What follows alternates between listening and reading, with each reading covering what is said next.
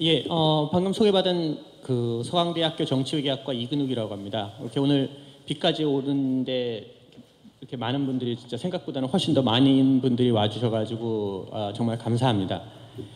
사실 주제 자체가 기본적으로 이제 어쩌면 이제 여러분들 같이 이제 중학교나 고등학교에 계시는 분들한테는 이렇게 익숙하지도 않으실 거고, 그리고 사실 이제 정치학이다라고 하는 거가 보통 보면은 이 중학교에서 고등학교 한 1학년에서 2학년 정도까지 뭐 고3까지도 별로 그렇게 사람들이 한테 이렇게 어필하는 과목은 그러니까 전공은 좀 아닙니다.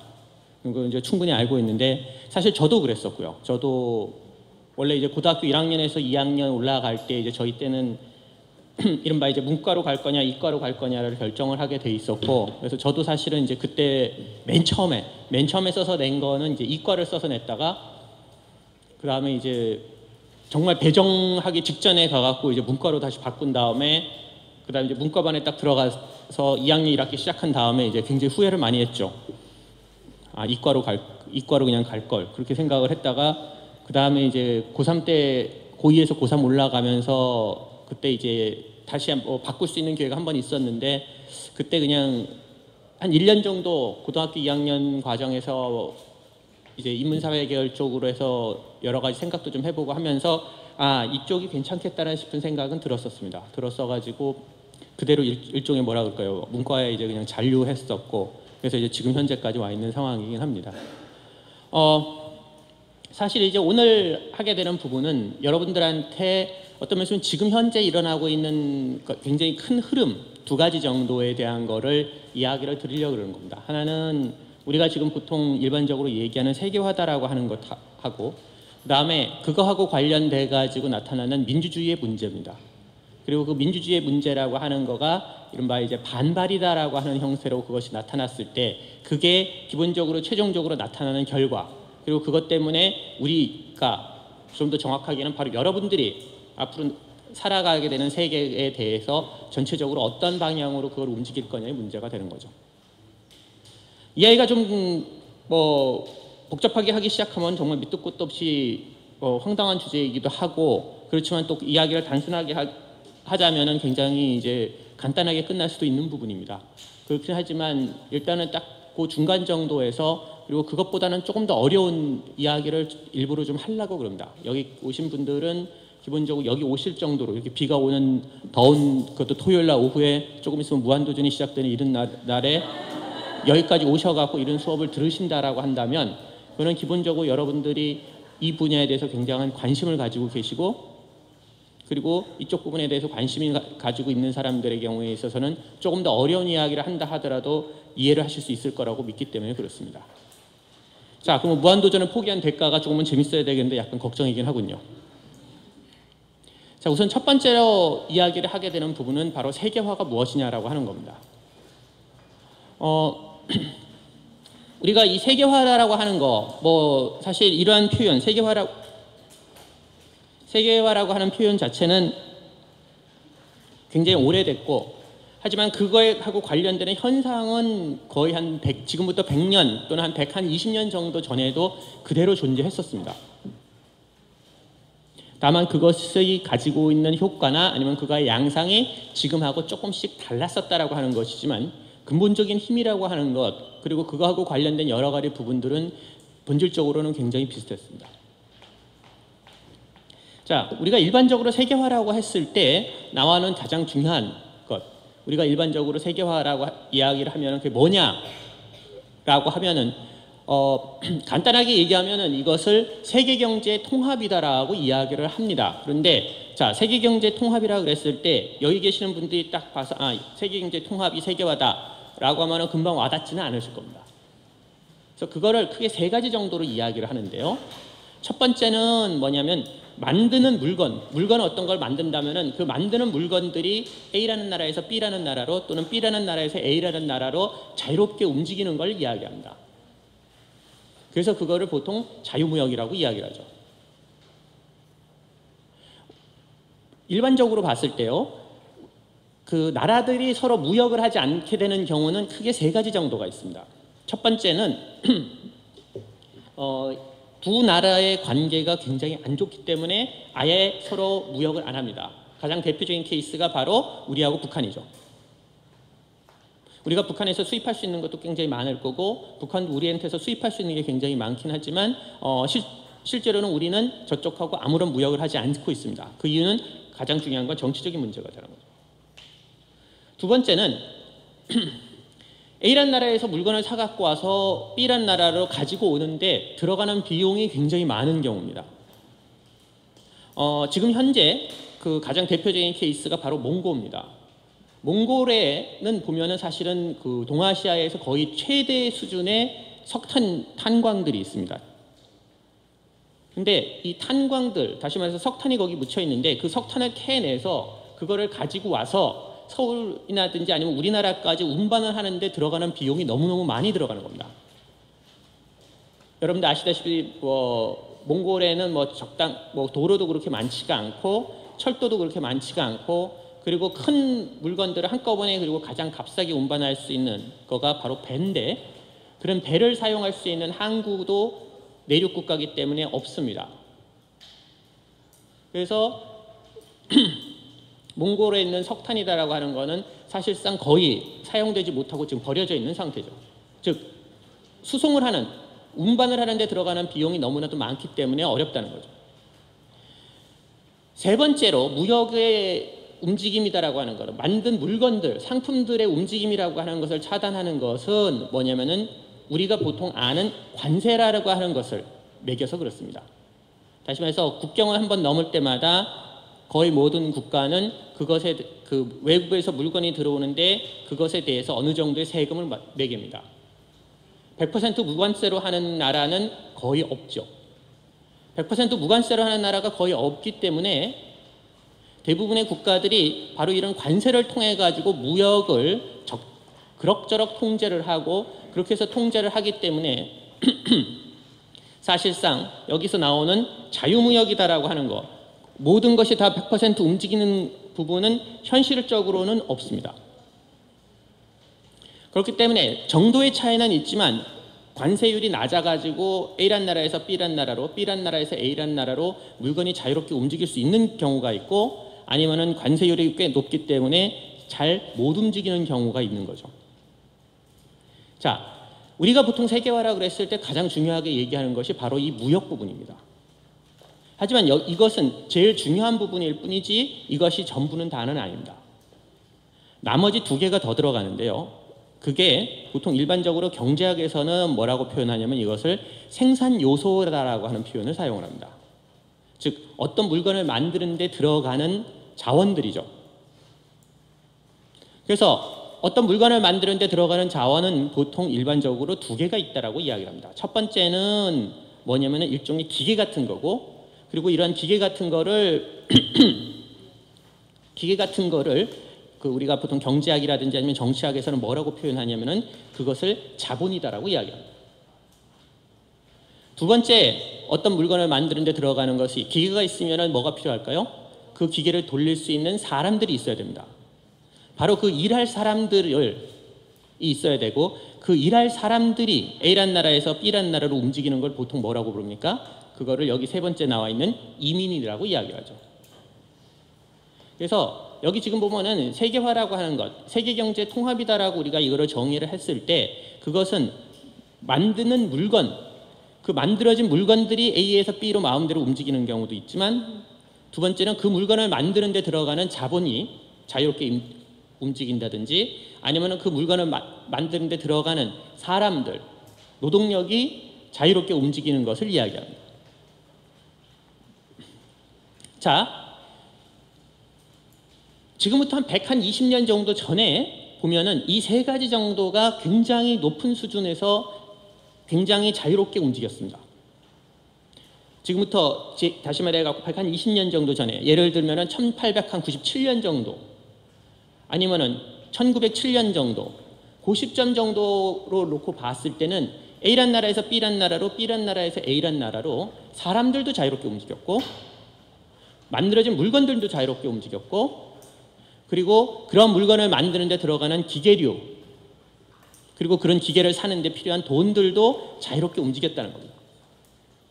근데 지금 현재는 21세기 2017년 지금 현재로 보면은 처음 두 개는 그럭저럭 괜찮습니다. 다시 해서 만들어진 물건들은 자유롭게 움직이고 물건을 만드는 데 들어가는 돈과 기계라고 하는 것은 자유롭게 움직이지만 세 번째 부분은 쉽게 잘 안 움직여지죠. 즉 사람은 지금 현재 2017년 현재 시점에서는 잘 안 움직인다는 데 있습니다.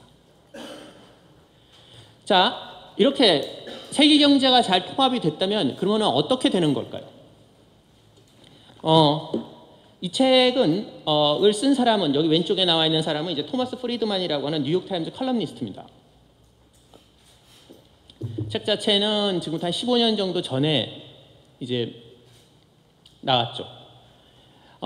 세계는 평평하다라고 이야기를 했고 여기 이제 부제로 좀 이제 빨간색으로 나와 있는 거로 보면은 21세기 세계 경제 흐름에 대한 통찰이라고 되어 있죠.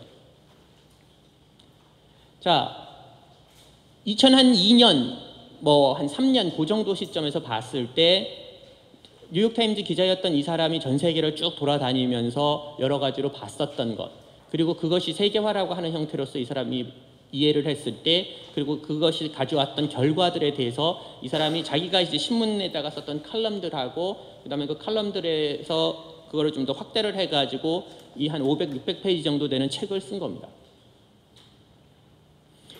이 책의 기본적인 아이디어는 그 이전에는 세계가 평평하지 않았다는 겁니다.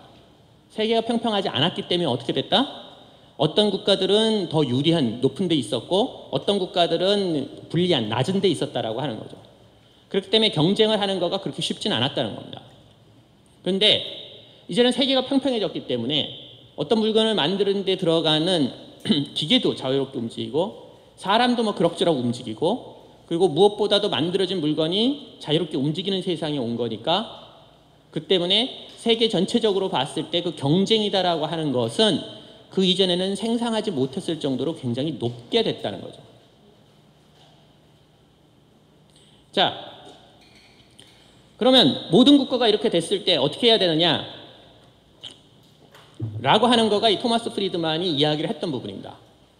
근데 여기서 이 사람이 이제 한 가지 놓친 부분이 있죠. 자, 세계가 평평한 경우에 어떤 일이 벌어질까요? 지금 여기 앞에서 보면은 이게 이제 우리나라 판에 나왔던 그 책의 표지입니다. 여기 보면은 세계가 이렇게 평평하게 돼서 이제 동전같이 되어 있죠. 그리고 여기서 이 동전같이 되어 있었다는 거에서 강조를 했었던 거는 프리드만이 강조를 했었던 건 뭐냐면 평평하게 되어 있으니까 이른바 평평한 운동장에서 각각의 사람들이 또는 각각의 국가들이 엄청나게 경쟁할 수 있다고 하는 겁니다. 그래서 그 사람이 제시했던 첫 번째 메시지가 국가들 간에 있어서의 경쟁은 거의 무한 경쟁으로 들어갔다는 겁니다. 특히 경제적인 부분에서. 그리고 우리나라에서도 당시로서는 이제 이런 어떤 세계화 추세에 발맞춰야 된다든지 뭐 어떻게든지 우리가 살아남아야 된다든지 하면서 경쟁이다라고 하는 걸 계속해서 강조를 했었는데 우리나라 판에서는 이게 표지에 쓰여졌지만 영어판에서는 표지가 사실 두 가지 중에 하나였습니다. 하나는 아까하고 똑같은 그런 동전처럼 평평한 거를 강조했던 거고 또 하나는 바로 여기입니다. 자, 세계가 평평하면은 끝이 있겠죠. 자, 지구가 둥근 이유 중에 하나는 뭡니까? 기본적으로 가운데 중력이 작용하고 원심력이 있으니까 그것이 구형태로 동그랗게 뭉쳐지는 겁니다. 근데 세계가 평평하면 세계에는 끝이 있고 끝이 있으면 어떻게 됩니까? 거기서 이렇게 떨어지죠. 자, 맨 처음에 프리드만이 얘기했던 거는 세상이 평평해졌으니까 평평한 상황에서 경쟁을 해야 된다는 거였고 그렇기 때문에 뭐 잘해야 된다. 경쟁을 패배하면 안 된다. 효율적으로 해야 된다. 그런 얘기가 나왔는데 한국 같은 경우는 그 경제에서 살아남은 국가입니다. 그리고 우리는 살아남고 우리는 승리자 중에 하나입니다. 하지만 다시 얘기하지만은 분명히 이 경쟁에서 승리하지 못한 국가들이 있고 승리하지 못한 사회들이 있습니다. 예를 들어서 2002년 정도에서부터 시작해서 지금까지 놓고 봤을 때 어떤 국가나 어떤 사회는 그때보다 훨씬 더 좋아졌지만 어떤 데는 그때보다 훨씬 더 안 좋게 된 경우들이 꽤 많이 있습니다. 그러면 그런 패배한 국가들은 어떻게 되는 걸까요? 여기서 나오는 것처럼 잘못해갖고 이렇게 절벽으로 추락하게 되는 국가들은 두 번째 거는 이렇게 국가들 차원으로 해서 국가 단위로 해갖고 어떤 국가는 승리해갖고 잘 올라가고 남미나 아프리카에 있는 대부분의 국가나 아니면은 뭐 동남아시아에 있는 상당 부분의 국가들은 그 경쟁에서 뭐 실패한 국가들이 많고 그다음에 어떤 국가들은 별로 그렇게 성공하지도 못하고 별로 그렇게 실패하지도 않는 형태로 대충 왔다 라고 얘기할 수 있지만 그게 아니라 각각의 국가 내부에서도 분명히 패배하는 사람들이 있고 동시에 성공하는 사람들이 있다는 겁니다. 다시 말해서 2002년 시점으로 놓고 봤을 때 국가들 내에서도 또는 경쟁이다라고 하는 기업이다라고 하는 차원에서도 놓고 봤을 때 분명히 성공한 기업이 있고 실패한 기업이 있죠. 국제경제적인 차원에서 우리가 가장 익숙한 전자산업 입장에서 한번 생각해 볼까요? 2002년 시점 정도에서 전 세계에서 가장 유명했던 전자 가전제품 회사는 어딜까요? 소니였습니다. 지금도 소니가 유명하긴 하죠. 하지만 지금 현재 와서 전 세계에서 가장 유명한 가전제품 회사는 소니가 아니죠. 지금은 뭡니까? 지금은 삼성입니다.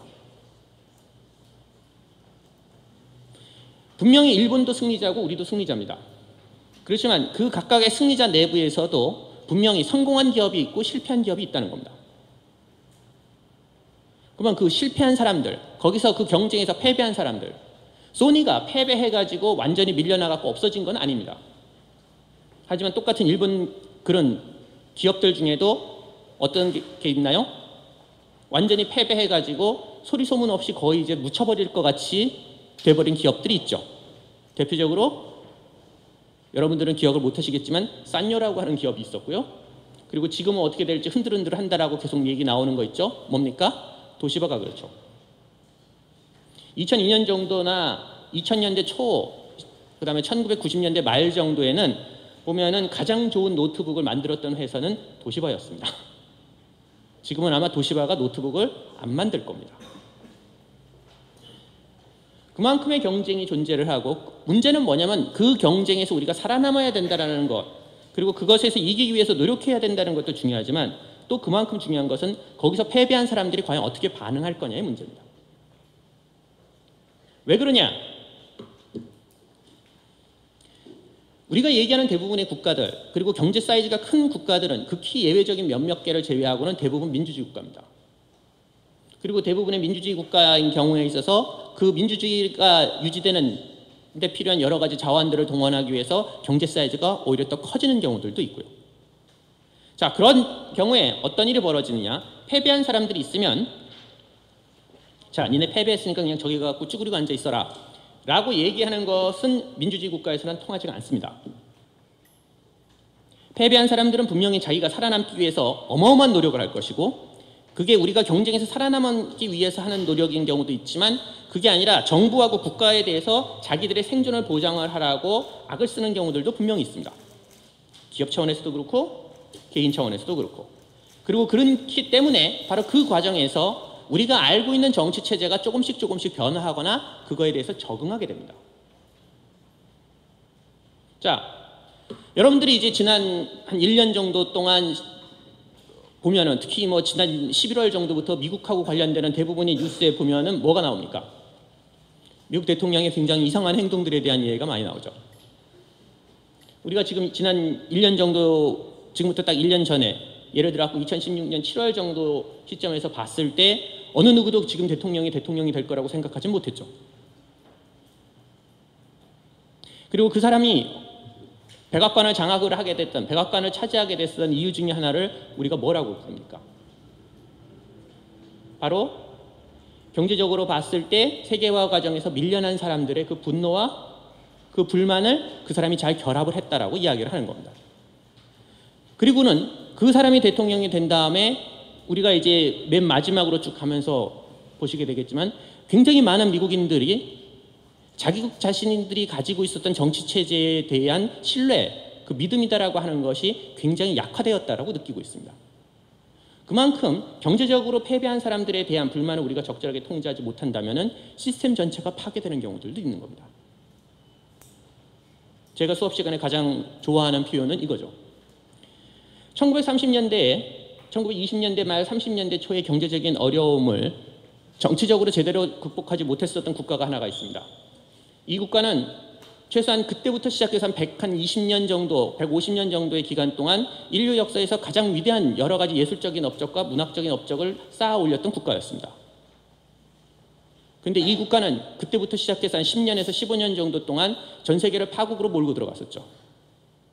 이 국가의 지도자는 아도프 히틀러였고, 이 국가가 만들어냈었던 과거에 있어서의 문화적인 유산, 철학적인 유산, 예술의 유산은 뭡니까? 이 국가가 바로 괴테와 베토벤과 칸트의 고향이었습니다.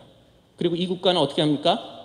600만 명의 유태인을 죽이고 유럽 전체에 있어서의 가장 파국적인 전쟁을 끌고 왔던 겁니다.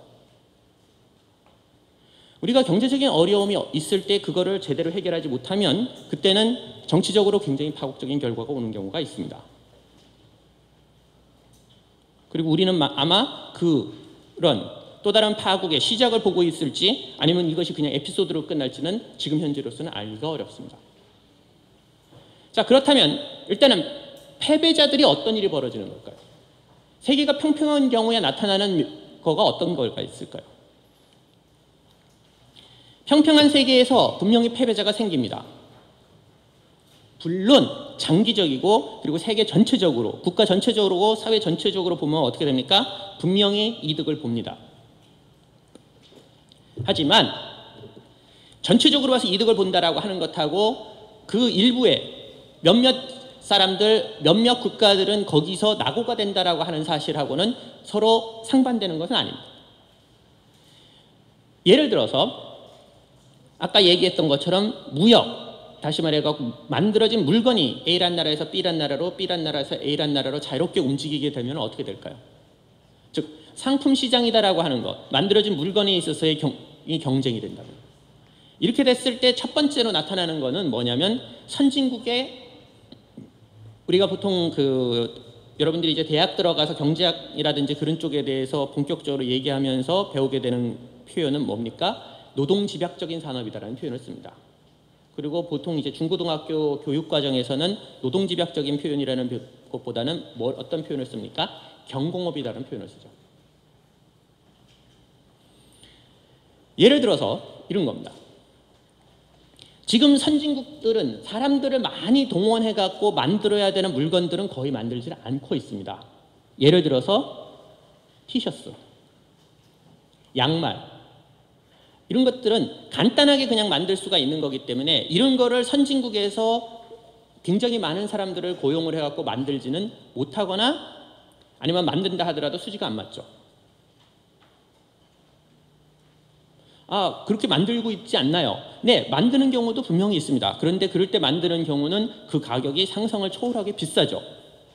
선진국에서 만드는 옷들이 어떤 걸까요? 우리가 보통 백화점에 가면은 1층에서 파는 옷들입니다. 굉장히 유명한 브랜드 옷들이죠. 그렇지 않다면은 선진국의 대부분의 경공업, 노동집약적인 산업이다라고 하는 것은 완전히 사라져버렸습니다.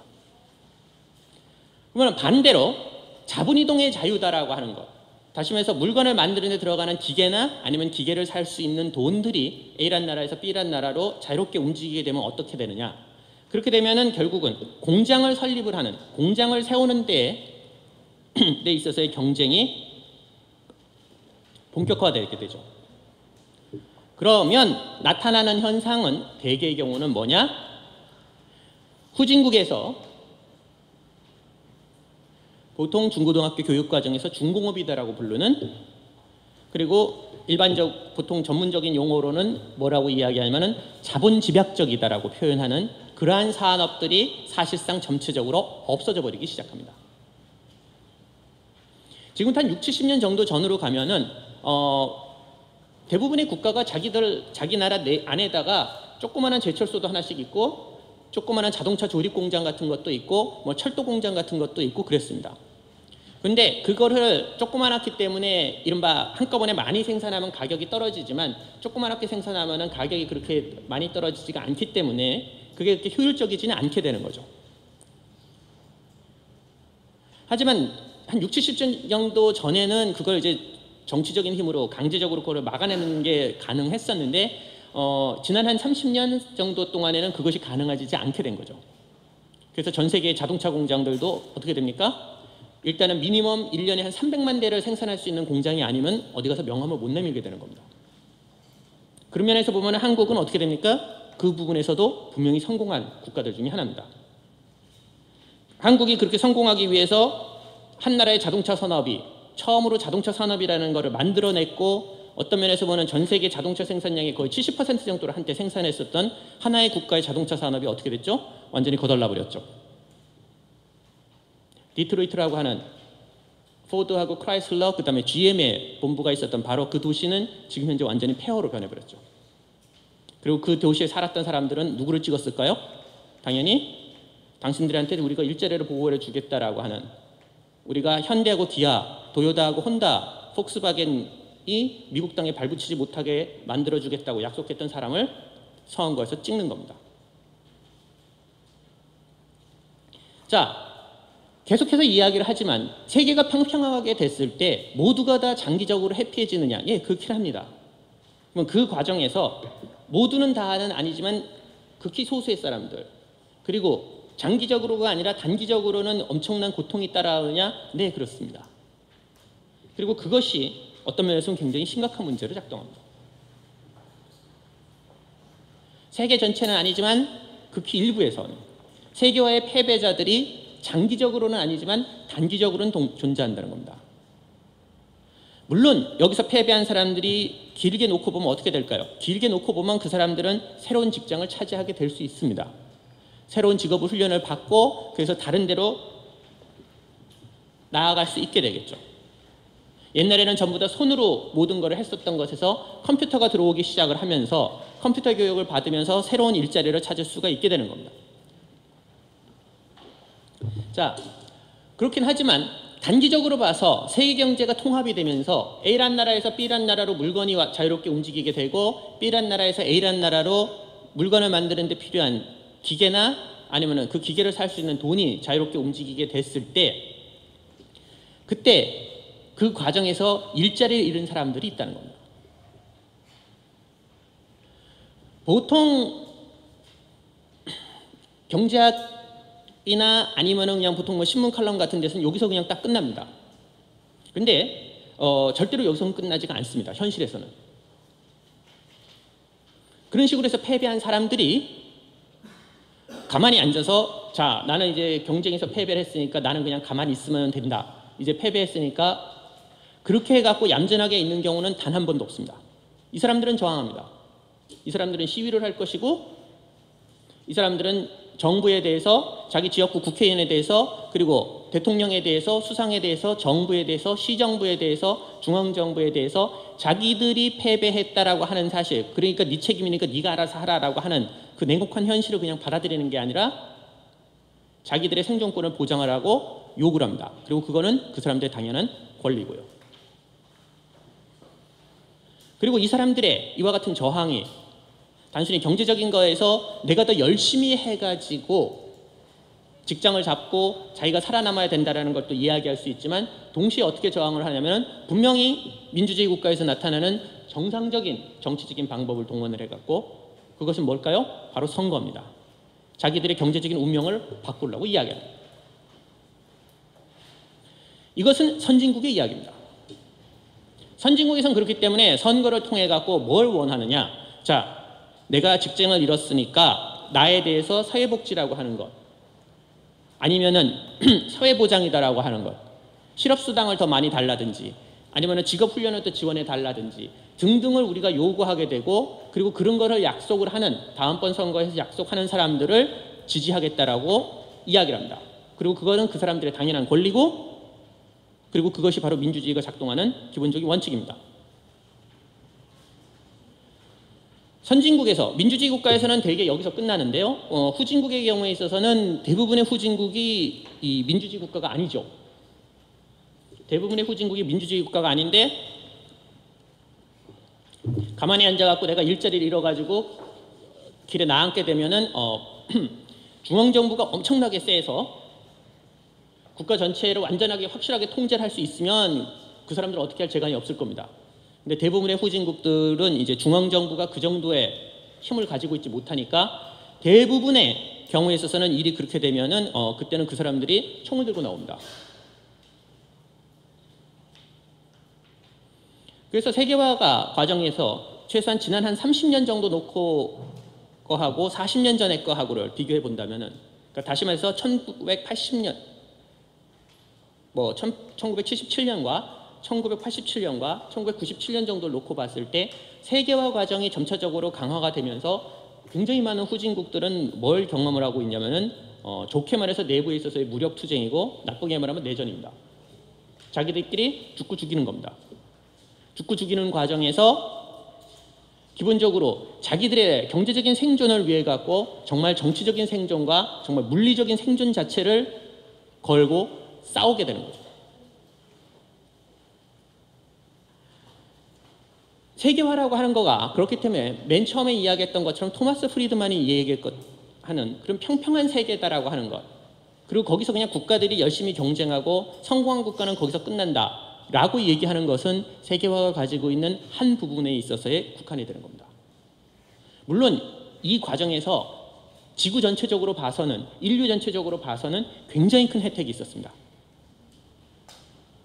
아까 얘기했던 것처럼 1977년, 87년, 97년, 07년, 17년 해서 지금부터 시작해갖고 올해를 기점으로 해서 10년 단위로 끊어갖고 놓고 봤을 때 정말 절대적으로 돈이 없는 사람들, 예를 들어서 하루에 1달러나 아니면 1달러 20센트 정도의 돈밖에 못 버는 사람들, 1년 전체 다 합해봤자 자기의 소득이 350달러에서 한 400달러 정도밖에 안 되는 사람들의 숫자는 지난 한 40년 정도 놓고 봤을 때 10억 명 정도가 줄어들었습니다. 다시 말해서 10억 명 정도가 그렇게 절대적으로 빈곤에 덜 시달리게 된 겁니다. 이것은 놀라운 성취입니다. 인류 역사상 단 어느 경우에 있어서도 이 정도의 경제적인 성취가 지구 전체에 한꺼번에 벌어진 경우는 없었죠. 잠깐만요. 그런데 그렇게 왜 이렇게 많은 나라에서 그런 일이 벌어지나요? 예, 10억 명이 대부분의 이 10억 명이나 되는 사람이 절대적인 빈곤에서 탈출을 했습니다. 그렇죠? 그럼 이 10억 명의 대부분이 10억 명의 절반은 어느 나라 사람일까요? 5억은 맞춰보시죠. 네, 중국 사람들입니다. 그 다음에 나머지 5억의 한 절반, 2억 5천만 명 정도는 어느 나라 사람일까요? 인도입니다. 인도가 중국이 전 세계에서 가장 인구가 많은 첫 번째하고 두 번째 국가가 그러한 정도의 경제적인 성취를 하면서 사이즈 면에서, 다시 해서 가난에 시달리는 사람의 절대적인 숫자는 엄청나게 줄어들었지만 그 과정에서 거기에 들어가지 못한 굉장히 많은 국가들은 패배했고, 그리고 이런 식으로 경제적으로 패배한 국가들은 내부에 있어서 그런 경제적인 어려움을 정치적으로 해결을 못하면서 더 심한 수렁으로, 정치적인 그 다음에 내전의 수렁으로 더 빨려 들어갔다는 겁니다. 그게 지난 20년 또는 지난 30년 정도 동안에 우리가 굉장히 큰 그림으로, 큰 측면에서 봤을 때 나타나는 그림입니다. 조심하십시오. 저렇게 이제 추락을 하는 경우가 있다는 겁니다. 세상이 평평하지만. 자,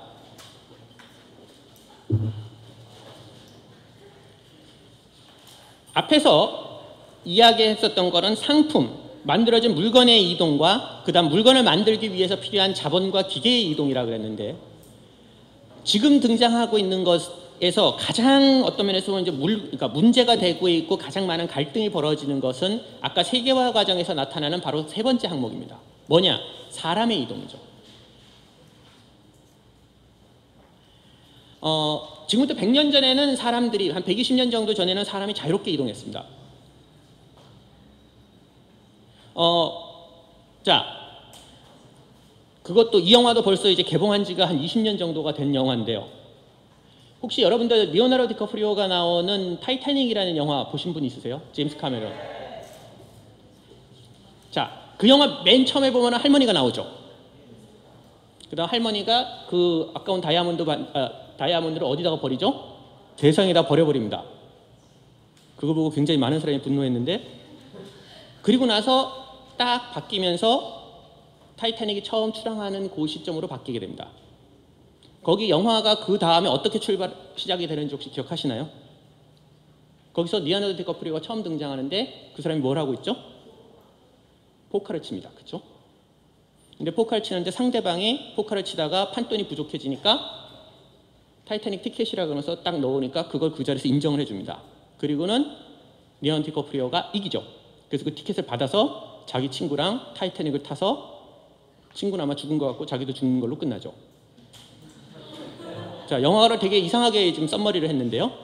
자, 여러분들이 만약에 인천공항에 갔다고 칩시다. 인천공항에 갔는데 거기서 누가 화투를 치면서 고스톱을 치는데 내가 돈이 부족하니까 이게 뉴욕으로 가는 비행기표고 이게 런던으로 가는 비행기표고 프랑크푸르트로 가는 비행기표라고 하면서 거기서 비행기표를 꽉 던지면 그거를 그 자리에서 판돈으로 인정을 해줘가지고 되든가요? 지금은 안 됩니다. 지금은 사람이 A라는 나라에서 B라는 나라로 이동하기 위해서는 굉장히 많은 서류가 있어야 됩니다. 그리고 그 서류 심사가 굉장히 까다롭고 그리고 특히나 소득 수준이 높은 국가, 다시 말해서 선진국이면 선진국일수록 그런 사람들을 잘 안 받아들입니다. 후진국은 거기를 가서 이렇게 뭐 일을 하려고 그러는 사람들이 별로 없죠. 그리고 특히 북한과 같은 그런 후진국에 이상한 선진국 사람들이 잘못 가면은 이제 얼마 전에 이제 그 오토 윈비어와 같이 그렇게 이제 처참한 꼴로 해갖고 나타나는 경우가 있는데 그렇기 때문에 사실은 대부분의 현실에서 나타나는 것들은 뭐냐면 후진국 사람들이 상대적으로 봐서 소득 수준이 낮은 나라 사람들이 선진국으로 상대적으로 소득 수준이 높은 나라로 움직이는 겁니다. 그 이유는 간단합니다. 뭡니까? 선진국으로 가면 월급이 훨씬 더 많기 때문에 그렇습니다. 돈을 벌러 가는 겁니다. 그렇기 때문에 현실적으로 우리가 지금 현재 나타나는 걸로 해서 보면은 가장 많은 그런 이제 취업 인구가 이동을 하는 부분은 어디냐면 지금 이제 멕시코에서부터 미국으로 그 다음에 터키하고 동부 유럽에서부터 시작해서 독일로 대표되는 중부하고 서부 유럽 국가들로 그 다음에 인도나 그런 쪽에서 그 외에 그 주변에 있는 소득 수준이 상대적으로 높은 하지만 사이즈가 적기 때문에 그렇게 그 효과가 많지는 않은 싱가포르 정도로 이동하는 겁니다. 자, 그런 식으로 이동을 하는데 이렇게 이동을 했을 때 보면 사람들을 고용을 해야 되는 회사들 입장에서 보면 외부에서 사람들이 들어오면 들어올수록 자기들한테는 유리합니다. 왜? 그만큼 인건비를 다운을 시킬 수가 있기 때문에 그렇죠. 근데 거꾸로 얘기하면은 선진국에 이미 들어와 가지고 있는 사람들 거기서 계속해서 일을 하는 사람들 입장에서 봐서는 외부에서부터 사람들이 들어오면은 자기들이 받을 수 있는 월급이 그만큼 떨어질 수도 있고 자기들이 직장을 잡을 때 훨씬 더 경쟁이 치열해질 수 있기 때문에 그런 사람들은 굉장히 싫어하게 됩니다. 특히 싫어하는 사람들은 누구냐? 바로 특별한 기술이 없는 사람들입니다. 그거를 보통 비숙련 노동자들이라고 이야기하죠. 다시 말해서 외국에 딱 왔는데 이 사람이 아무 말을 못해도 할 수 있는 일들이 있죠. 간단하게 청소,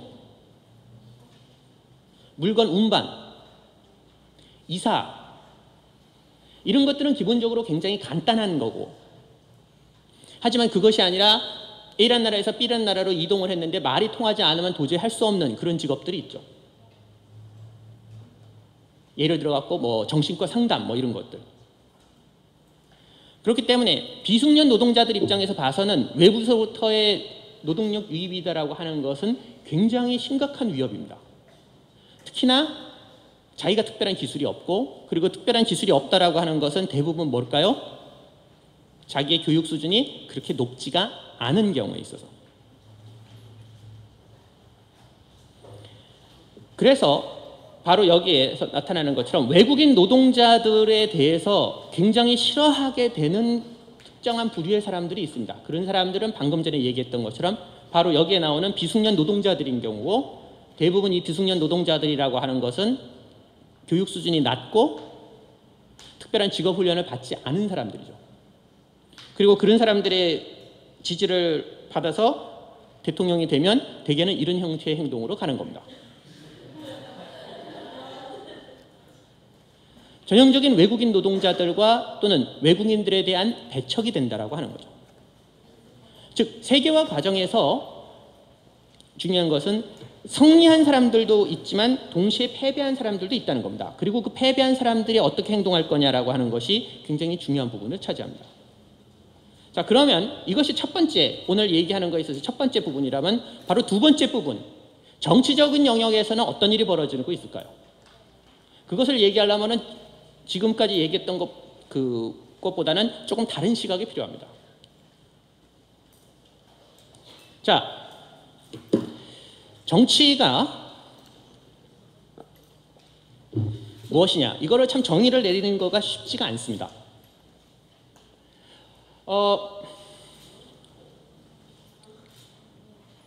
공자님이 지금부터 시작해서 2500년 전에 했었던 논어에 나오는 이제 논어 안현편에 나오는 이야기입니다.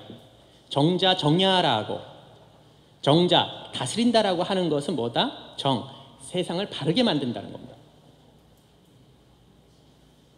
이건 이제 동양적인 사고방식만은 아닙니다. 거의 동일한 시기에 서양에서도 바로 거의 똑같은 이야기를 한 사람이 있죠.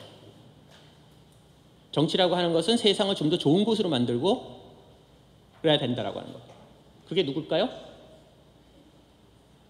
여러분들이 중고등학교 시간에 왕은 돼야 되는데 왕은 어떤 사람이 왕이 돼야 된다라고 하면서 서양에서 나오는 사람 있죠? 누가 왕이 돼야 된다고요? 철학자들이, 공부를 굉장히 많이 하고 세상에 여러 가지 지혜를 가지고 있는 사람이, 이른바 훌륭한 사람이 왕을 해야 된다고. 바로 그런 얘기를 했던 사람이 그렇죠, 플라톤입니다. 양 두 사람이 태어나고 활동했던 시기를 보면 한 100년 정도, 한 50년 정도의 차이밖에 안 납니다, 실질적으로. 자, 그런데 이렇게 정치라고 하는 것이 바른 형태로 가야 되느냐 아니면은 그것이 아니냐라고 하는 측면에 대해서 사실은 이 정치의 개념에 대해서 지난 한 150년 정도, 그 정도 시점에서부터 우리가 아는 정치에 대한 개념을, 전통적인 정치에 대한 개념을 굉장히 많이 바꿨습니다. 그래서 나왔던 것이 바로 여기에 나오는 영어로 써는 부분입니다. 정치라고 하는 것은 뭐다? Who gets what, when, why, and how라고 하는 겁니다. 정치라고 하는 것은 지금 어떤 것들이 있는데 그것을 사람들이 어떻게 가지게 되느냐라고 하는 겁니다. 그래서 이거를 일반적으로 요 맨 마지막에 있는 형태로서 이야기합니다. 정치라고 하는 건 뭐냐? 정치라고 하는 것은 뭘 만드는 게 아니라, 정치라고 하는 것은 뭔가 만들어져 있는 가치를 사람들한테 뭐 한다? 나누어 준다는 겁니다. 근데 나누어 줄 때 그 기준이 뭐냐? 어떤 사람이 키가 크냐 작냐, 어떤 사람이 더 많은 걸 필요로 하냐 필요하지 않느냐로, 그런 기준으로 나누는 것이 아니라 어떤 사람이 더 많은 돈을 낼 것 같으냐 안 나눌 거냐라고 하는 걸로 나누는 게 아니라 그것을 나눠주는데 그 나눠주는 것에 있어서의 배분에 있어서의 기준은 바로 정치적인 차원에서 드는 권위적인 결정이라는 겁니다. 정치 지도자가 그걸 보고 자기가 판단을 내려서 권위적인 형태로 이야기를 한다는 겁니다. 이게 그 사람이 정말 필요로 하는, 이 사람이 정말 착한 사람이니까 더 많이 나눠줘야 된다, 그런 걸로 따지는 것이 아니라 정치적인 필요성에 의해서 나눠준다는 겁니다. 가치의 권위적 배분이 정치다라고 하는 거죠. 정치를, 세상을 더 좋은 걸로 만든다 안 만든다라고 하는 부분이 정치하고는 관계가 없거나, 첫 번째, 두 번째, 여기서부터 이제 여러분들이 주의해야 되는 것은 바로 정치라고 하는 것은 세상을 좋게 만드는 거하고 관련이 있으면 안 된다라고 하는 겁니다. 왜냐? 세상을 좀 더 좋게 만드는 것이 정치라고 정의를 내리는 순간 정치는 굉장히 위험해지기 때문에 그렇습니다. 자, 여러분들 다 배우셨죠? 기업은 뭐 하는 데죠? 이윤을 창출하는 겁니다. 그럼 정당은 뭐 하는 데입니까? 그렇습니다. 다음번 선거에서 이기기 위한 데는 겁니다. 정치 권력을 가지기 위해서 만들어진 사람들의 모임입니다. 정당이다라고 하는 것은 기본적으로 착한 일을 하기 위해서 만든 조직도 아니고 봉사활동을 위해서 만든 데도 아닙니다. 여기는 뭐 하는 데입니까? 정권을 잡기 위해서 만들어진 조직인 거고, 정권을 잡기 위해서 쿠데타를 하기 위해서 만들어진 조직이 아니라 뭡니까? 다음번 선거에서 이기기 위한 조직입니다. 다음번 국회의원 선거에서 이기고, 다음번 지방선거에서 이기고, 다음번 대통령 선거에서 이기기 위해서 만들어진 조직입니다. 그렇기 때문에 북한에도 있는 정당, 조선민주주의 노동당이라고 하는 것은 다음번 선거라는 것이 의미가 없기 때문에 그거는 정당이라고 부를 수가 없는 겁니다. 그냥 사교 모임인 거죠. 선거에서 이긴다라고 하는 거가 굉장히 중요한 부분을 차지합니다. 그렇기 때문에 다시 얘기하지만 우리가 정당이나 아니면 정치에 대해서 좀 더 본질적으로 우리가 이야기를 했을 때 절대로 우리가 받아들일 수가 없거나 아니면 받아들이면 안 되는 주장 중에 하나가 바로 여기에 두 개 있는 제가 따옴표로 넣어놓은 이야기들입니다. 뭐냐? 우리가 정치가 좀 더 생산적으로 되어야 된다. 정치는 생산을 하는 데가 아닙니다. 한번 예를 들어볼까요? 자, 어떤 나라에서 한 60만 명이나 되는 20대 초반의 남자들을 한 군데다 모아놨습니다. 그리고 이 사람들한테 아무것도 생산을 안 시킵니다. 그리고 이 사람들을 한 20개월 정도를 꼭 묶어 놓습니다. 아무런 직업 훈련도 시키지 않고 아무런 교육도 하지 않고 이 사람들을 30세 때 다 먹여주면서 그냥 60만 명 정도가 되는 젊은 남자들을 한 군데다 모아놨죠.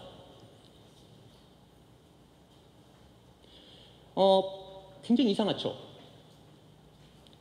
이게 뭡니까? 이게 바로 우리나라 군대입니다. 자, 그러면 이런 식으로 군대가 아무것도 생산하지 않는다라고 하는 거가 굉장히 심각한 문제일까요? 아닙니다. 군대는 기본적인 임무는 뭡니까? 다음번의 전쟁에서 승리를 하는 거고 승리를 하기 위해서 거기에 필요한 훈련을 하는 데입니다. 우리가 군대에서 총을 쏘고 대포를 쏘고 그 다음에 다음번 전쟁에서 이기기 위해서 사격 훈련을 하는 것 자체를 비난할 수 있을까요? 아닙니다. 그게 군대입니다.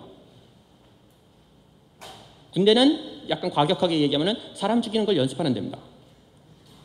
그리고 군대가 기본적으로 사람 죽이는 걸 연습한다 그래서 거기에 대해서 도덕적으로 비난해서는 안 됩니다. 그게 군대인 겁니다. 정당이 다음번 선거에서 이기기 위해서 노력하는 거에 대해서 비난하면 됩니까? 그건 안 됩니다. 그게 정당인 겁니다.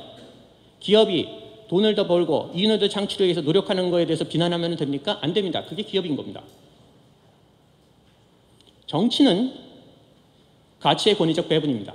가치의 권위적 배분이기 때문에 정치에 대해서 생산이다라고 하는 것을 요구하면 안 됩니다. 생산은 경제에서 하는 겁니다.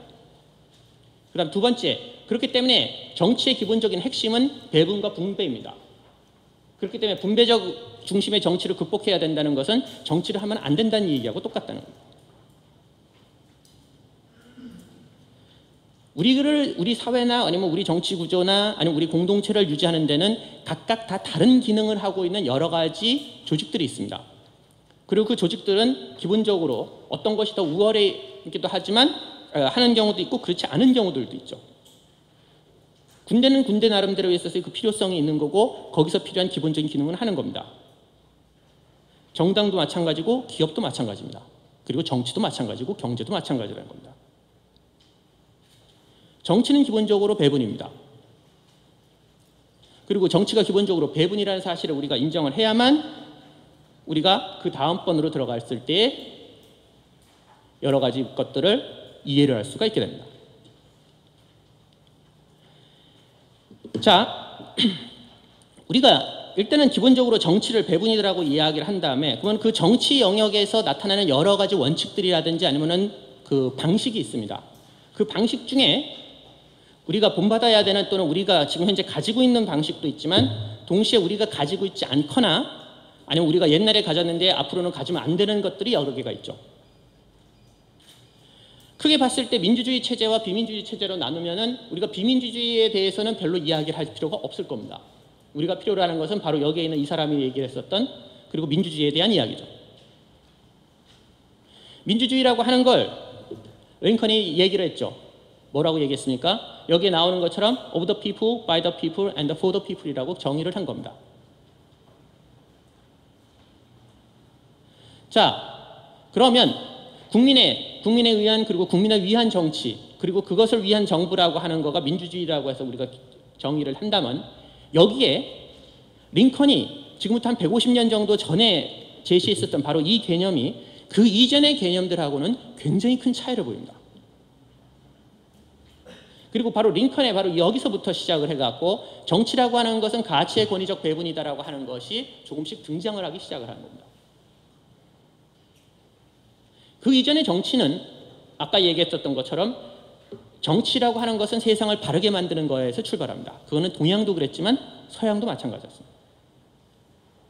그리고 그러한 개념에서 계속해서 강조를 했었던 거가 뭐냐면 훌륭해야 된다는 겁니다. 누가? 바로 사람들이. 그래서 우리가 아는 정도의, 여러분들도 이제 중고등학교 때 이제 수업 시간에 뭐 자세한 건 배우지 않았다 하더라도 이름 정도라도 들어봤었을 서부 유럽 출신의 우리가 아는 지금 현재 민주주의 이론을 만들어냈었던 사람들이 있죠. 예를 들어서 장자크 루소 같은 사람들. 그런 사람들이 계속해서 강조를 했었던 것은 우리가 세상이 좀 더 좋은 데로 만들고, 그리고 민주주의 체제가 계속해서 유지가 되고 어떤 정치 공동체가 좀 더 발전하기 위해서 진짜 필요한 건 뭐냐? 사람들이 훌륭해야 된다는 겁니다. 그런데 링컨에서는 그 훌륭함이 없습니다. 민주주의에서 사람들이 훌륭해야 되느냐? 라고 하는 질문에 대해서 그 이전에는 사람들이 훌륭해야 된다. 오케이. 반드시 그래야 된다.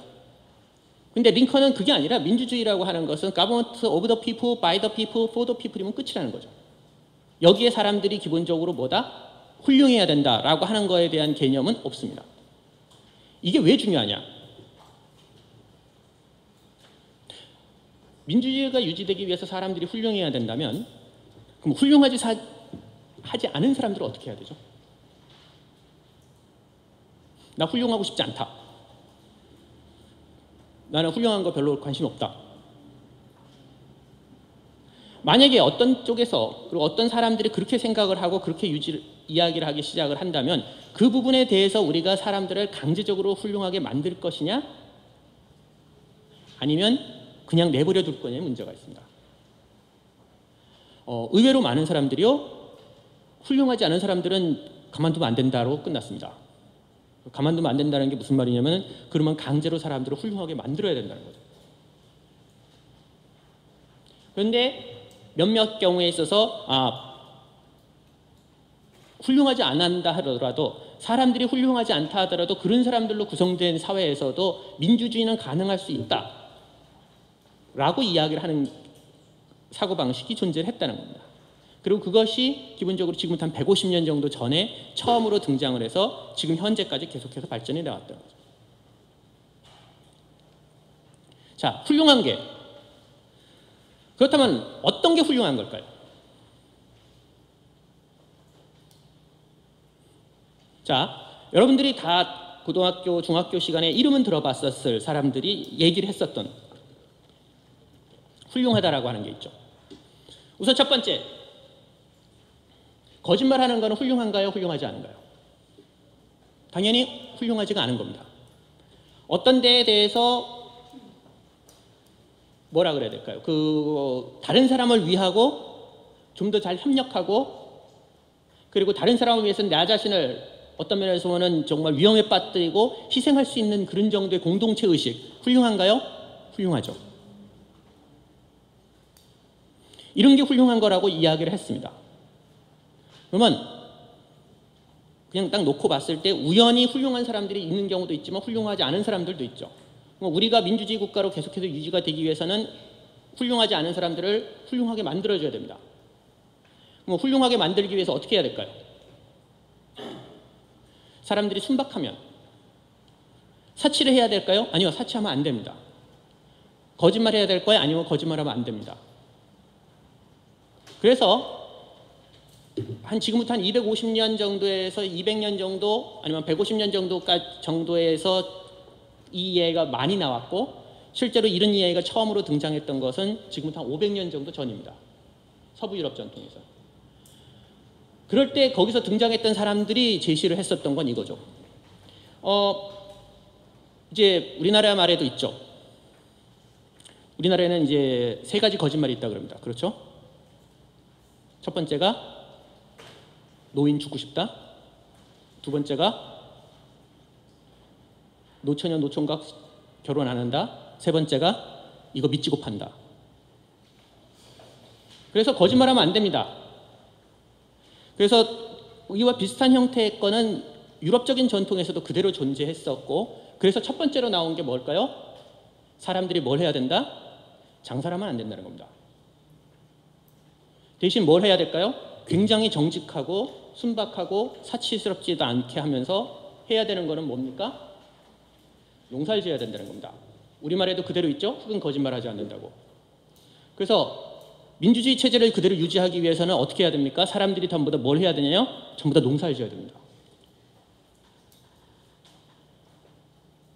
두 번째, 누가 희생정신이 높고 공동체 의식이 높을까요? 누가 서로 간에 돕고 다른 사람을 위해서 나의 생명과 목숨까지도 바칠 정도로 그렇게 강렬하게 협력할 수 있을까요? 가장 대표적인 사람들이 있죠. 군인이 그렇습니다. 그래서 이런 식으로 생각했던 사람들의 대부분은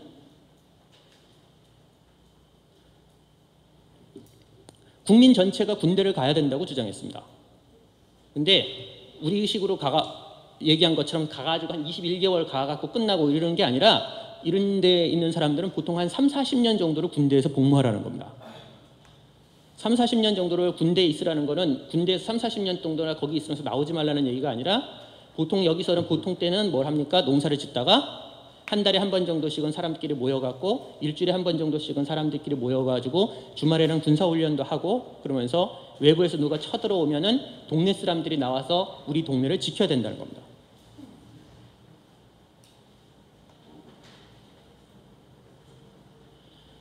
그런 식으로 해갖고 이런 식의 군대에서 사람들이 반드시 있어야 되고 그 다음 세 번째로는 뭐냐면 여기서부터 이제 얘기가 약간 좀 위험해지긴 하는데 지금 있는 것 같은 자 여기서부터 이제 굉장히 유명한 사람들을 인용을 하는 겁니다.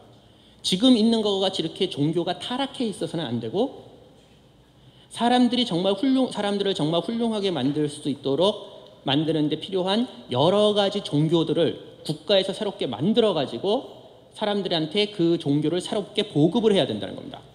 그리고 지금 있는 것과 같은 종교는 굉장히 타락해 있기 때문에 사람들이 가지고 있는 어떤 개인주의적인 성향이라든지 그런 나쁜 것들을 자꾸 조장을 하고 있으니까 이런 식으로 사람들을 훌륭하게 만들지 못하는 지금 있는 종교들은 전부 다 없애버려야 된다는 겁니다. 위험한 얘기들이죠. 이 이야기를 했던 사람들이 가장 대표적인 사람이 여러분들이 들어봤던 사람 중에 하나입니다. 지금까지의 그 주장은 누구의 주장이냐? 바로 사회개혁론이라는 책을 썼던 장자크 루소의 주장입니다.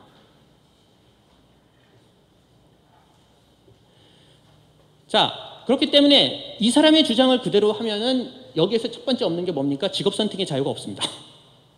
종교의 자유 다 쓰레기통에 갖다 버려야 된다는 겁니다.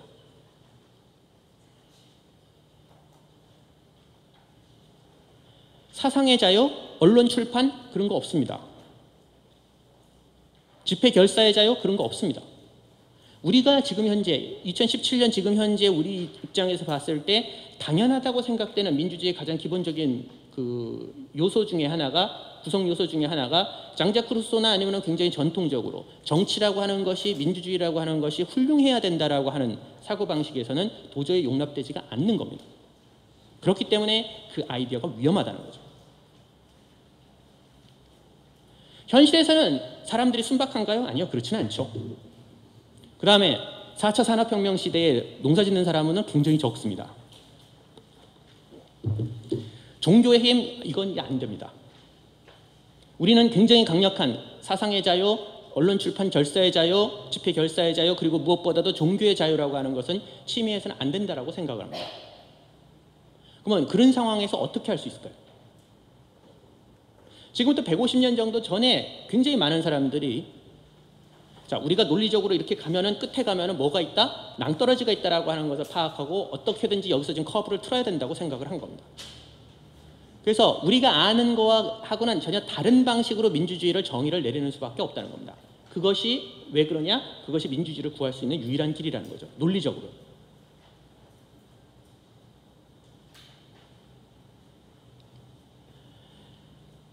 그렇기 때문에도 불구하고 굉장히 많은 사람들이 정치에 있어서의 훌륭함이다라고 하는 것에 있어서 집착을 한 사람들이 있죠.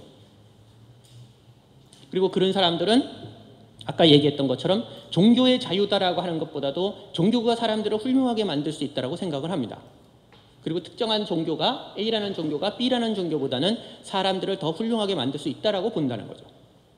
그래서 특정 종교의 우월성이라고 하는 걸 그 사람들이 강조를 하게 됩니다. 또 다른 거는 뭡니까? 사회적으로 봐서 용납되기 어려운 여러 가지 가치 체제를 옹호합니다. 예를 들어서 종교의자로 인정하면 안 된다든지, 아니면은 특정 집단의 사람들이 다른 집단의 사람들보다 훨씬 더 훌륭하다고 본다든지.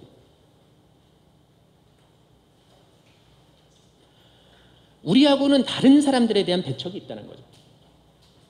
그리고 아까도 얘기했던 것처럼 특정 직업을 가지고 있는 사람들은 다른 직업을 가지고 있는 사람들보다는 훨씬 더 훌륭하다고 생각한다는 거예요. 그리고 또 다른 경우에 있어서는 군대를 간 사람들과 군대를 가지 않은 사람들 간에 있어서는 굉장히 큰 차이가 있다는 거예요. 이거는 우리나라에도 지금 현재 그대로 존재합니다. 그 나이 많으신 분들 중에 보면은 그러죠. 군대를 갔다 와야 사람이 된다고. 군대를 갔다 와야 사람이 된다라고 하는 거와 굉장히 유사한 아이디어를 서양에서 처음으로 제시했던 사람은 마키아벨리라는 사람이고요. 그거를 굉장히 강조했던 사람은 장작 루소입니다. 자, 그렇기 때문에 여기에 지금 있는 거에, 여기에 지금 나열한 요 정도의 생각을 하고 있었던 사람들은 최소한 지난 한 150년 정도 동안은 대부분 얘기를 하면은 궁지에 몰립니다. 왜냐하면 그 사람들이 가지고 있던 논리적인 최종적인 결론이 굉장히 위험하기 때문에.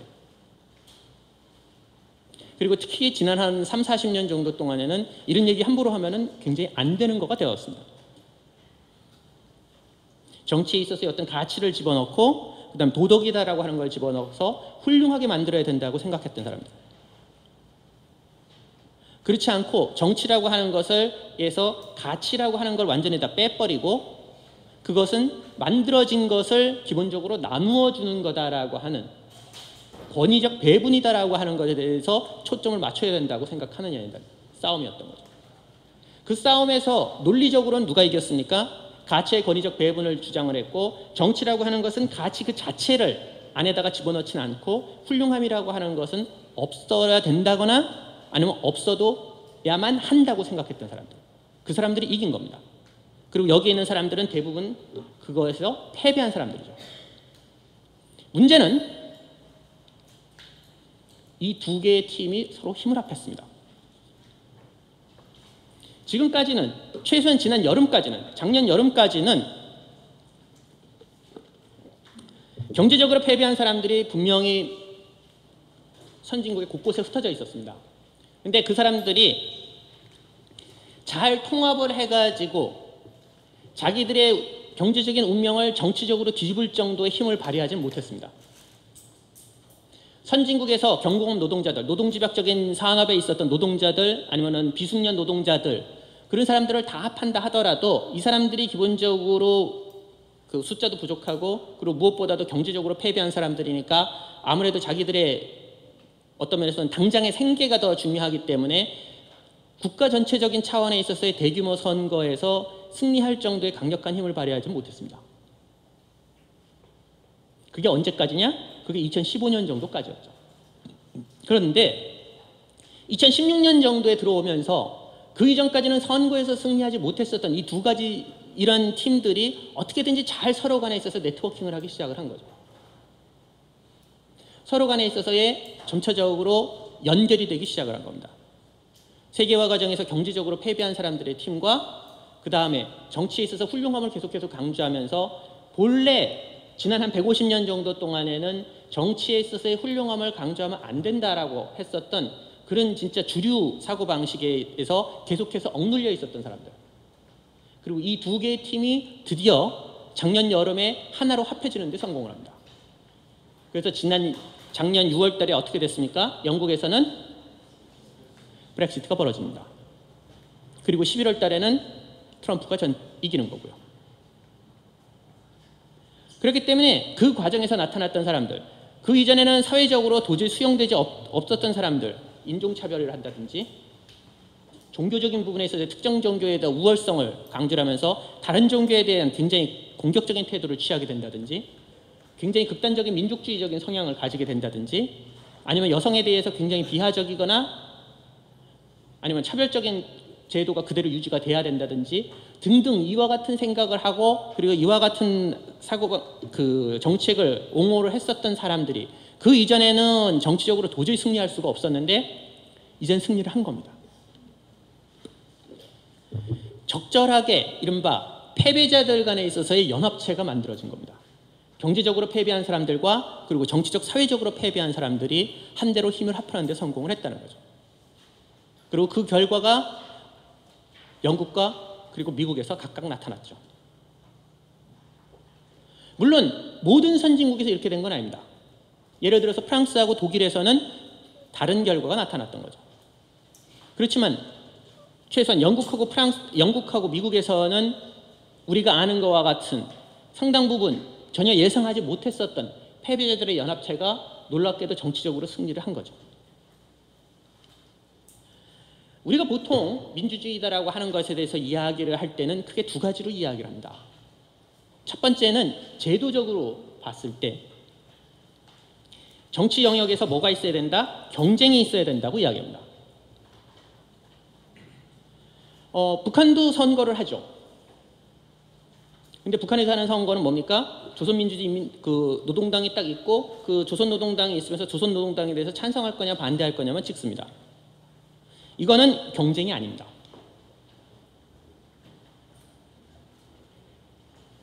그렇기 때문에 중요한 것은 지금 현재 우리가 가지고 있는 것처럼 메이저 정당이 최소한 2개 이상이 돼야 되는 겁니다. 지금 이제 우리나라는 굉장히 특이한 갑자기 지난번 이제 대통령 선거하고 관련돼 가지고 지난 한 6, 7개월 동안 갑자기 정당의 숫자가 확 늘어났는데 그럼 메이저 정당이 여러 개가 있고 그 메이저 정당들끼리 있어서의 엄격한 경쟁이 있어요. 그 다음에 두 번째로 정부에 소속이 돼 있지 않은 사람들 또는 정치에 집중적으로 들어가 있지 않은 제3의 사람들이 정부와 정치 영역에서 벌어지고 있는 것에 대해서 굉장히 많이 알 수 있어야 된다고 이야기합니다. 즉 행정부하고 국회에만 정치가 국한이 되는 것이 아니라 일반 사람들도 국회가 어떻게 움직이고 행정부가 어떻게 움직이는 데에 대해서 더 많이 알 수 있어야 된다는 거고 그거를 일반적으로 뭐라고 이야기하면은 정치가 투명해야 된다라고 이야기하는 거죠. 그리고 이 투명을 하기 위해서는 굉장히 놀랍게도 치고받고 싸우는 일이 자꾸 많아지는 수밖에 없습니다. 이른바 이전 투구라고 하는 것, 진흙판에서 개싸움들이 벌어지는 것과 같이 그런 일이 벌어지면서 굉장히 많은 정보가 공개가 되고 그런 식으로 정보가 공개가 되면서 의회는 행정부를 더 많이 견제할 수 있게 되고 행정부도 거꾸로 의회에 대해서 더 많은 정보를 공개를 하면서 일반적인 사람들이 어떤 형태의 정치적인 결정이 이루어지는지 그것이 왜 중요하냐? 사람을 훌륭하게 만든다면은 일반 사람들은 어떻게 해야 됩니까? 그냥 가만히 있으면 됩니다. 왜? 정치의 가장 본질적인 게 뭡니까? 사람들을 훌륭하게 만들어준다는 거라면은 나는 그냥 가만히 있으면 저절로 훌륭해지는 겁니다. 근데 그것이 아니라 정치가 가치의 권위적 배분이라면 도대체 무슨 이유에서 나는 받지는 못했지만 저 사람은 받게 되는지에 대해서 사람들은 알 수 있는 권리가 있고 그리고 알아야만 하는 책임과 의무가 있는 겁니다. 그리고 그것과 알아야만 하기 때문에 그것을 알기 위해서 필요한 여러 가지 정보들이 공개가 되고 그리고 그 나눠주는 그 과정 자체가 어떻게 해야 됩니까? 투명해야 된다는 겁니다. 정치가 사회를 훌륭하게 좋게 만드는 거라면 기본적으로 정치가 투명해질 필요는 논리적으로는 없습니다. 근데 그것이 아니라 누구한테는 나눠주고 누구한테는 안 나눠줘도 되는 게 정치라면은 배분과 분배가 정치에 있어서 가장 중요한 부분이라면은 바로 그 과정이 어떻게 이루어졌고 왜 그런 결과가 나타났는지 왜 그런 결정이 이루어졌는지에 대해서 사람들이 더 많이 알아야 된다는 거예요. 그렇기 때문에 정치가 굉장히 중요한 부분을 투명성이 그만큼 중요해지는 겁니다. 또 다른 정치에 있어서 영역에서 나타나는 것은 이겁니다. 보통 이제 이 시민적 정치 문화라고 이야기하면서 굉장히 애매하게 번역이 될 수밖에 없는 거고 그래서 이거를 보통 영어로는 이제 civic culture라고 이야기를 하죠.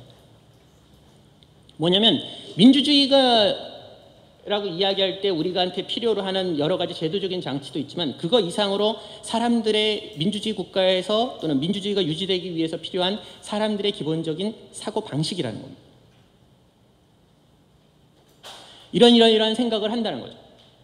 그래서 근데 이게 이제 1950년대에 이런 얘기를 했고, 여기에 이제 그때 당시 중요시했던 거는 이겁니다. 사람들이 뭐 줄도 잘 쓰고 질서도 잘 지키고 양보도 잘하고 다른 사람들의 의견들을 관용을 하고 뭐 이런 그냥 우리가 일반적으로 좋게 얘기하는 것들입니다.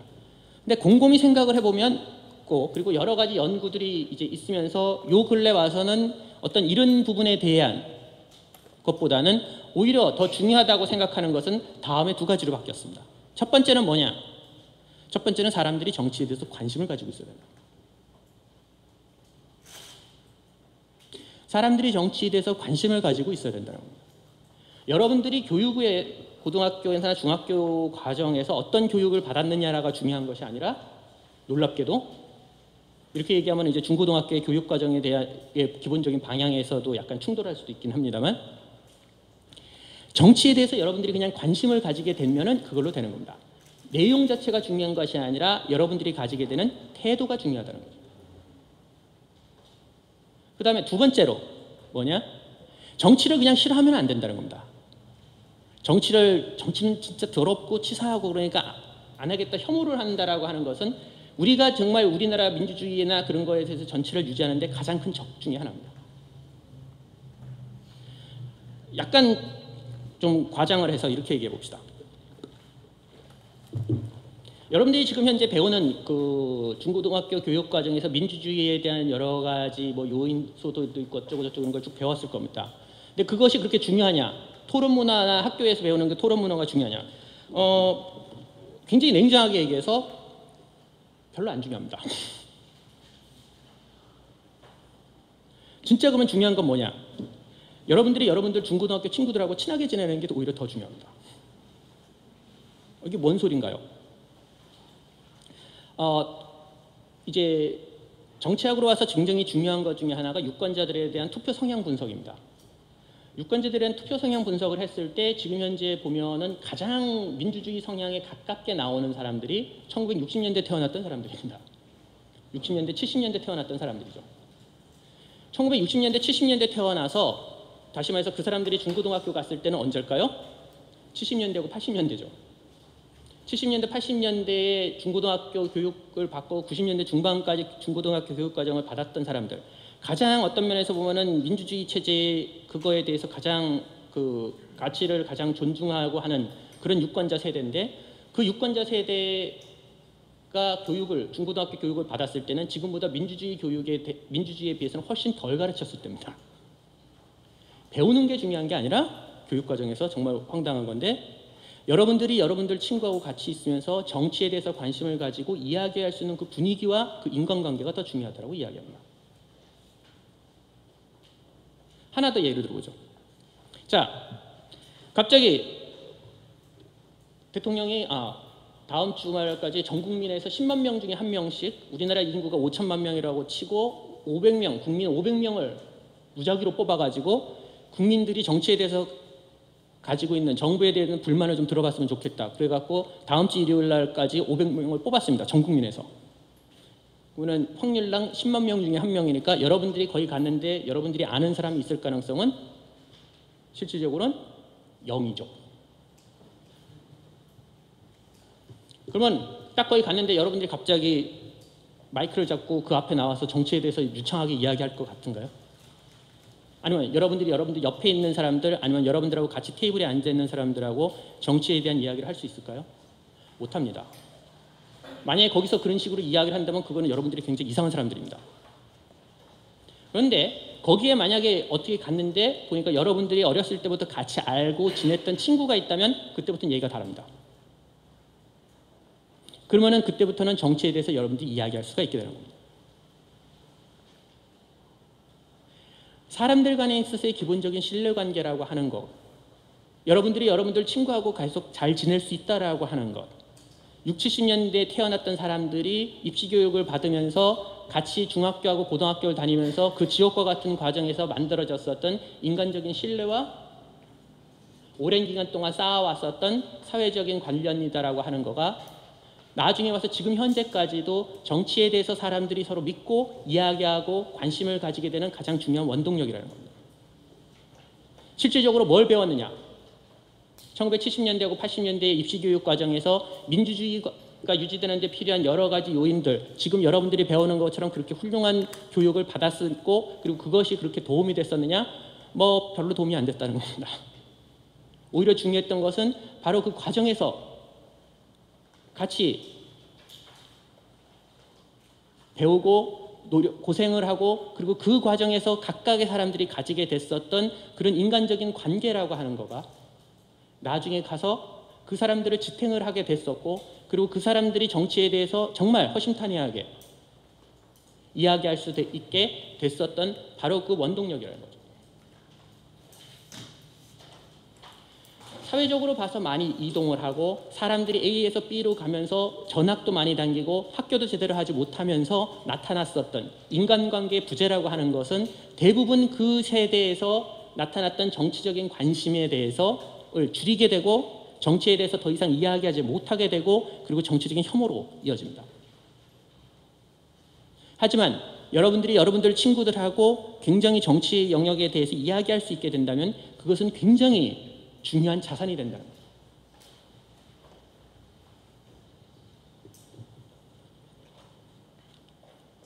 한국 민주주의다라고 하는 것은 그런 측면에서 봐서는 굉장히 중요한 의미를 가집니다. 우리는 세계경제 통합과 그리고 거기서 나타났던 경쟁, 토마스 프리드만이 맨 처음에 이야기를 했었던 평평한 세계에서 우리는 살아남는 데 성공을 했습니다. 우리는 그냥 단순히 살아남는 데 성공한 것이 아니라 우리는 굉장히 성공적으로 살아남았죠. 경제에서 치고 올라갔고 그리고 거의 아주 낮은 수준에서 굉장히 높은 수준으로 올라갔습니다. 그는 경제적인 수준에서도 마찬가지지만 그와 거의 엄청난 업적은 정치적인 영역에서도 나타났다는 겁니다. 하지만 동시에 그 세계화 과정에서 세계경제 통합으로 A란 나라에서 B란 나라로 만들어진 물건이 이동을 하고 물건을 만드는 데 필요한 자본이라든지 돈이 자유롭게 이동을 하고 그리고 무엇보다도 사람이 그럭저럭 이동을 하는 지금 현재 상태에서 우리나라 내부에서도 몇몇 사람들은 실패했습니다. 그리고 단기적으로 봐서는 굉장히 큰 고통들이 따르게 된다는 거죠. 그러면 그 과정에서 나타나는 그런 갈등들을 우리가 어떻게 할까요? 결국 이 사람들의 고통이다라고 하는 것을 패배자들은 니들은 패배자니까 그냥 루저는 루저끼리 알아서 하라라고 얘기를 그렇게 냉혹하게 해서는 안 된다는 겁니다. 왜냐하면 그 사람들의 불만이다라고 하는 것을 그대로 방치하기에는 우리가 도덕적으로도 문제가 있지만 또 한 사람 거는 뭐냐면 우리가 지난 1년 정도 동안에 그걸 놓고 봤을 때 나타나는 것은 이런 식의 불만이라고 하는 것이 누적이 돼가지고 최종적인 정치적인 선택에서 전 세계가 다 조롱하게 되는 경향이 벌어진다는 겁니다.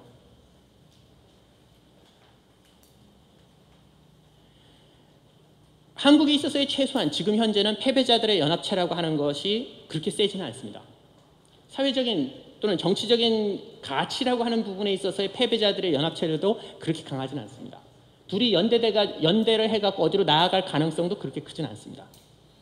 하지만 그것이 그 가능성이 굉장히 작고 그 작기 때문에 여러 가지 한계가 존재하기는 하지만 동시에 그 위험성이다라고 하는 것은 우리가 작년 6월과 그리고 11월 달에 각각 영국과 미국에서 나타났었던 정치적인 선택 결과를 보고 경악할 정도로 심각합니다. 그 충격이다라고 하는 것은 여러 가지 측면에서 문제가 있다는 겁니다. 그런 측면에서 봤을 때 어떤 면에서는 특히 미국인들이라든지 영국인들의 상당 부분은 특히 최근 들어갖고 이제 미국인들은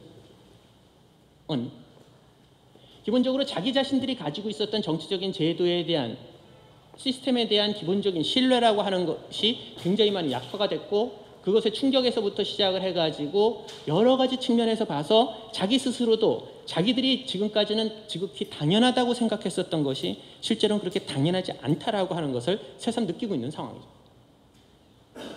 그런 측면에서 봐서는 다음번에 나오는 워싱턴 포스트의 기사가 여러분들이 이 기사의 앞에 나오는 사진에 찍힌 사람에 대해서 어떠한 입장을 취하든지 간에 거기서 나타나는 가장 중요한 것은 한국의 정치적인 성취에 대한 굉장한 찬사이기도 하지만 동시에 미국인들이 최근 들어가지고 보여주는 여기서 말하는 최근 들어서라는 것은 지난 한 7, 8개월 동안 그 사람들이 보이고 있는 자신감의 상실과 두려움과 그리고 좀 더 과장을 하자면 정치적 불확실성에 대한 공포심에 가깝습니다.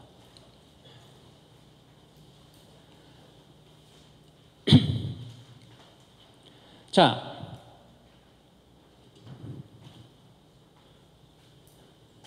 한국은 딱 30년 됐습니다. 제도적인 민주주의 국가로 들어오기 시작한 지. 공자님이 그랬죠. 이른바 이립에 들어온 이 상황에서 기본적으로 봐서는 우리가 전 세계에 있어서의 가장 모범적인 모델 디모크라시라고 칭송을 받게 된 겁니다. 이것은 우리가 기본적으로 성공을 했기 때문에도 그렇지만 동시에